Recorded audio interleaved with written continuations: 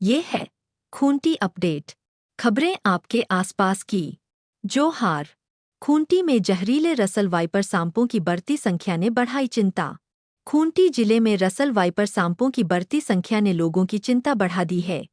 जिले में सर्पदंश के मामलों में वृद्धि हो रही है, जिससे मौतों की संख्या भी बढ़ती जा रही है। वर्ष 2024 में लगभग 80 लोगों को सांप ने डंसा, जिनमें से 10 से अधिक लोगों की मौत हो चुकी है। इस वर्ष भी हर कुछ दिनों में सर्पदंश के मामले अस्पतालों में पहुंच रहे हैं। शनिवार को खूंटी शहर में इस मुद्दे को लेकर खूब चर्चा हुई, जब बड़ाइक टोली मोहल्ले में बड़ी संख्या में रसल वाइपर सांप, उनके बच्चे और अंडे पाए गए। स्थानीय निवासियों ने सांपों को मारकर अंडों को नष्ट कर दिया। इससे पहले व्यवहार न्यायालय, आरईओ कार्यालय और पंचभाग क्षेत्र के पेड़ों पर भी रसल वाइपर सांप देखे गए थे। व्यवहार न्यायालय में मासिक लोक अदालत का आयोजन, 19 मामलों का निष्पादन। नालसा दिल्ली एवं झालसा रांची के निर्देशानुसार प्रधान जिला एवं सत्र न्यायाधीश एवं डालसा अध्यक्ष ऋषिकेश कुमार की अध्यक्षता में व्यवहार न्यायालय खूंटी के प्रांगण में मासिक लोक अदालत का आयोजन किया गया। इस लोक अदालत में लंबित न्यायालयीन मामलों एवं प्री लिटिगेशन मामलों के निस्तारण हेतु कुल 4 बेंचों का गठन किया गया। इसमें दीवानी, फौजदारी, एनआई एक्ट, बिजली से जुड़े तथा सुलहनीय प्रकृति के विभिन्न मामले प्रस्तुत किए गए। डालसा सचिव मनोरंजन कुमार ने बताया कि इस लोक अदालत में 4 बेंचों के माध्यम से न्यायालय में लंबित 19 मामलों का निष्पादन किया गया तथा 31,500 रुपये की राशि का आपसी समझौते के तहत निपटारा किया गया तथा त्वरित एवं सौहार्दपूर्ण न्याय व्यवस्था को बढ़ावा दिया गया, जिससे आम नागरिकों को लाभ प्राप्त हुआ। हरियर सरी फूल और महुआ कर खोज जैसे जादूर गीतों पर झूमे रनियावासी। प्रकृति और संस्कृति को संरक्षित करें। रीता। रनिया प्रखंड क्षेत्र में सरना धर्मावलंबियों द्वारा सरहुल पर्व मनाने का सिलसिला जारी है। इसी क्रम में शनिवार को SS+2 उच्च विद्यालय रनिया में विद्यालय परिवार की ओर से पारंपरिक मांदर की थाप और सरहुल गीतों के साथ हर्षोल्लास से सरहुल महोत्सव मनाया गया। कार्यक्रम की शुरुआत विद्यालय की छात्राओं द्वारा वंदना गीत जोहार जोहार हामर पावन धरती के से हुई। इस अवसर पर शिक्षिका संजू केरकेट्टा ने सरहुल पर्व के प्राकृतिक महत्व, आदिवासी परंपराओं, प्राकृतिक आस्था और विश्वास पर विस्तार से प्रकाश डाला। उन्होंने कहा कि पर्यावरण संरक्षण और प्रकृति के अनुकूल जीवन जीने की प्रेरणा हमें प्रकृति से ही लेनी चाहिए। विद्यालय की प्रभारी प्रधानाध्यापिका रीता सरोजनी कोनगाड़ी ने कहा कि प्रत्येक नागरिक को पेड़ बचाने, लगाने और अपनी संस्कृति को संरक्षित रखने की आवश्यकता है। इस उत्सव में विद्यालय के छात्र छात्राओं और शिक्षकों ने पारंपरिक वेशभूषा में चैत महीना आलक, ओको रेको बहातना, हरियर सरी फूल और महुआ कर खोंच जैसे आदिवासी जदूर गीतों पर शानदार सामूहिक नृत्य प्रस्तुत किए।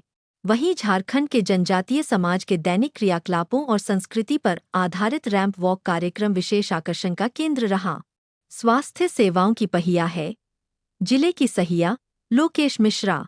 जिला स्वास्थ्य समिति खूंटी द्वारा स्थानीय नगर भवन के सभागार में जिला स्तरीय सहिया सम्मेलन CHO सम्मान समारोह का आयोजन किया गया। कार्यक्रम का शुभारंभ उपायुक्त लोकेश मिश्रा द्वारा दीप प्रज्वलित कर किया गया।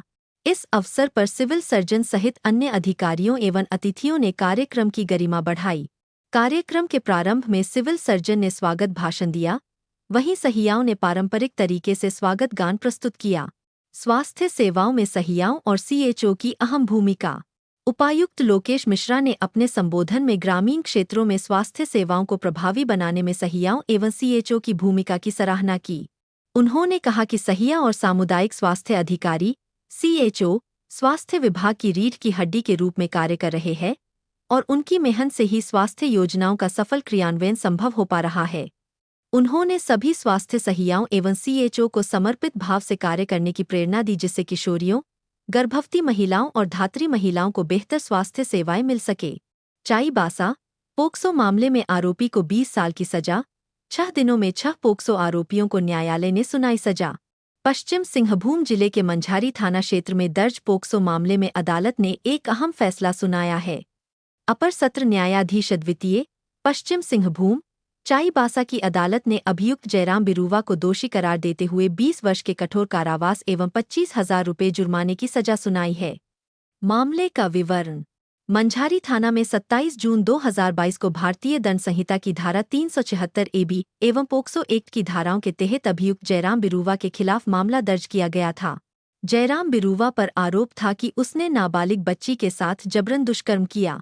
इस गंभीर अपराध की सूचना मिलते ही चाईबासा पुलिस ने त्वरित कार्रवाई करते हुए अभियुक्त को गिरफ्तार कर न्यायिक हिरासत में भेज दिया। वैज्ञानिक साक्ष्यों के आधार पर आरोप सिद्ध।